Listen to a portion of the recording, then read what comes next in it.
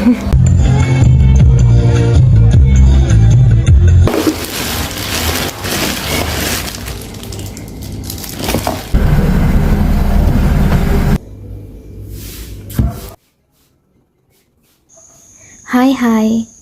මං අද පළවෙනි වතාවට ලොග් එක කරන්න හදන්නේ මගේ වොයිස් එකම දාලා මියුසික් ට්‍රැක් එකක් දාන්නේ නැතුව. ඉතින් මිස්ටේක් එකක් වුණොත් ගණන් ගන්න. ඉතින් මං කිව්වනේ මං නිවාඩුවට ගෙදර ආවේ කියලා. අද අවුරුද්දට කලින් දවස.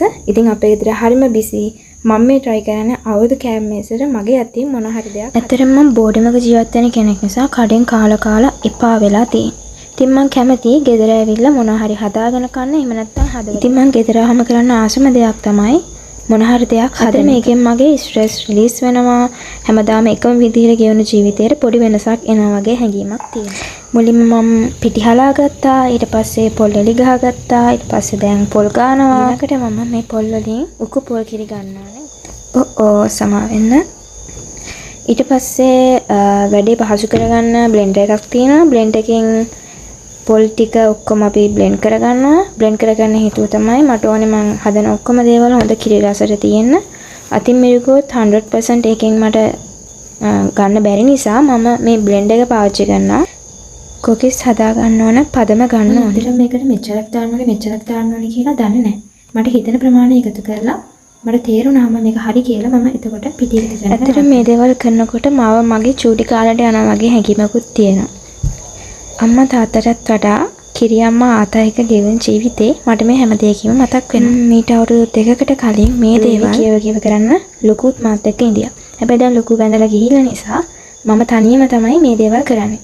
ඇත්තටම ජීවිතේ අපි හිතුවට අපි වයසින් වැඩි වෙන්න අපි වටේ මිනිස්සු එකතු වෙනවා. අපි මිනිස්සුන්ව දැනගන්නවා කියලා.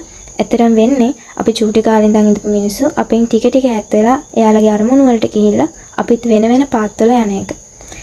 ඒක අපිට ගොඩක්ම දැනෙන්නේ මේ වගේ ඉස්සර අපි හැමෝම එකතු වෙලා ගෙවපු කාලවල තනියම වෙන අම්මටයි තාත්තටයි පිරලා තිබ්බ ගෙදර තියෙන පුංචි අඩුපාඩුවක් හරි වහන්න ඕන නිසා තමයි ඇත්තටම මම මේක කරන්නේ. ඒකත් එක හේතුවක්. කුකිස් ගැලවෙනවා. වදයක් නෑ. ඊට පස්සේ මේ තියෙන්නේ අන්තිමට මම හදාගත්ත කුකිස් ටික. ඊළඟට අපි අලුව හදන්නයි යන්නේ. අලුව හදන්න හොඳට හාල් බැද ගන්න ඕනේ. හාල් බැදගෙන සුවඳ එනකොට අපි ඒක ලිපෙන් බාගෙන මේ විදිහට කොලයක හොඳට අතුරලා මද පවනේ තියෙනවා. ඒකේ රස්නේ ගොඩක් අඩු වෙන්න ඕනත් නෑ. නමුත් අපි ටිකක් රස්නේ යන්න මේ විදිහට අතුරලා තියෙනවා. ඊට පස්සේ පැණි උණු කරලා ඒ දේවල් ඔක්කොම කරලා ටිකෙන් ටික මේක දාගෙන අපි හදාගන්නයි තියෙන්නේ අලුව මිශ්‍රණය. ඊට කලින් මම නිකන් ඒක ප්‍රමාණය ගැන හිතාගන්න ටිකක් කෝප්පකින් මැන්නා. ඊට පස්සේ මම බෙදපු හාල් පිටි ටිකක් අරන් තිබ්බා බෝඩ් එකට හින්නයි ආයේ උඩට මිශ්‍ර එකේ උඩට විහින්නයි. මේ වෙලාවෙදී ලොකුත් ඇවිල්ලා ඉඳී අපි දෙන්නත් එක්ක එකතු වෙලා අලුව ටිකට කපා ගන්න බෝඩ් එක ලෑස්ති කරගත්තා. ඒ වගේම පැණි එකට දාන්න කජු මුද්‍රම් පලං එකතු කරගත්තා. මේ කජු එකේ ගාන ගහලා තියෙන අතරේ ඉන්දියන් රුපීස් වලින් ලංකාවේ කිලෝ එකක් විතරට තියෙනවා. දැන් අපේ අලුව එක හරි කපා ගන්න තමයි තියෙන්නේ. ඔයාලා හිතරත් එකතු සීස්තිචායක් එක මිනිස් එක හම්බෙන්නේ හිත වගේ දවසක නම් ඒ දවස ලස්සන කරගන්න අවශ්‍ය කරන්න ඔයාලා හැමෝටම සුබ අලුත් සමයක් ලැබේවා. සබ්ස්ක්‍රයිබ් කරන්න අපේ channel එක